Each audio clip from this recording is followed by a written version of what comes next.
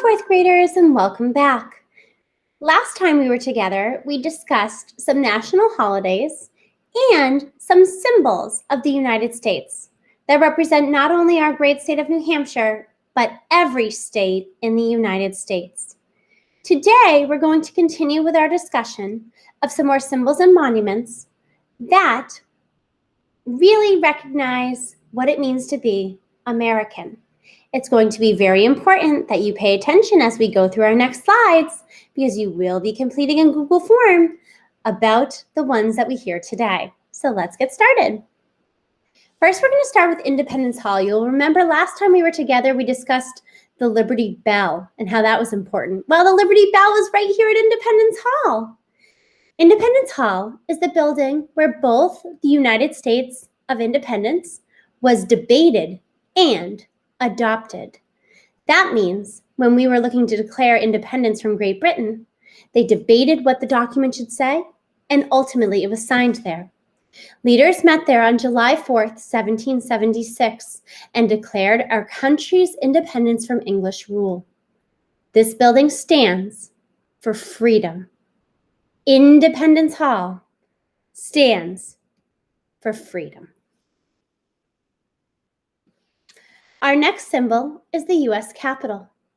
The United States Capitol, often called the Capitol Building, is the meeting place of the United States Congress and the seat of the legislative branch of the U.S. federal government.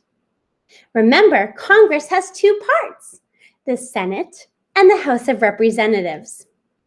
It is located on Capitol Hill at the eastern end of the National Mall in Washington, D.C. It represents democracy and the freedom to elect our leaders. Remember, everyone who holds a position was elected by the people. They can be voted in and they can be voted out. That's what it means to have a democracy. Our next symbol is the bald eagle. The bald eagle is our national bird. It represents strength and freedom. It was chosen as the national bird in 1782. Do you remember seeing the bald eagle in our last lesson? If you remember, it was on the Great Seal. You're right. Remember, that is the important seal on all government papers. And of course, it shows our national bird, the bald eagle. Here's another symbol of America, the White House. The White House is the official residence and workplace of the President of the United States.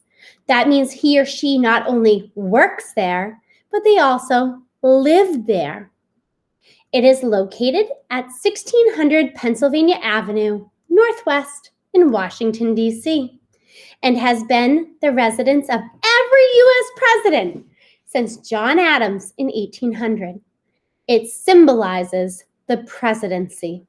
So when we think of the White House, we think of the presidency, the ability to elect the person who leads us.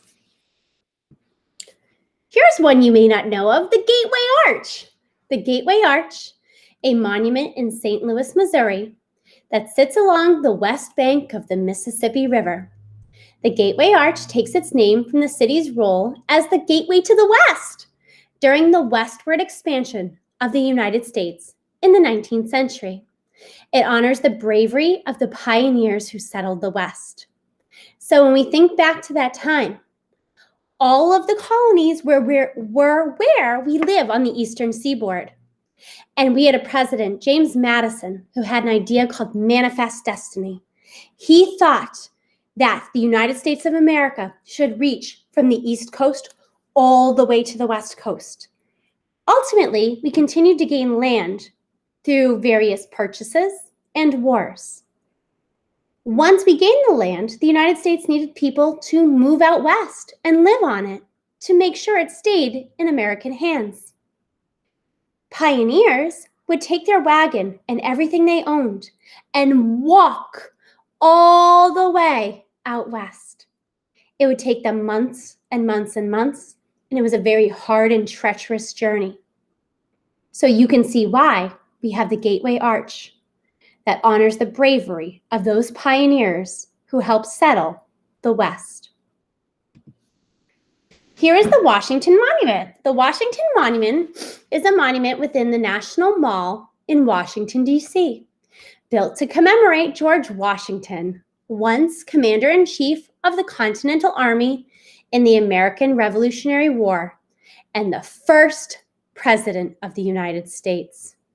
He is also the president that set forth the precedence of stepping down after 2 terms. After he served his 2 terms, he could have kept going, but he said, no, we don't want a monarchy like in England where people serve for life. There needs to be new people coming into government. And so he set the precedent for only serving 2 terms as president.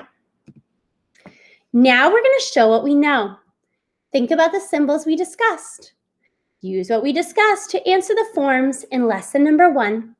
Answer the questions in lesson number 1, Google Forms. So let's take a look at that now. Here is our lesson 1. You're going to put your name, of course.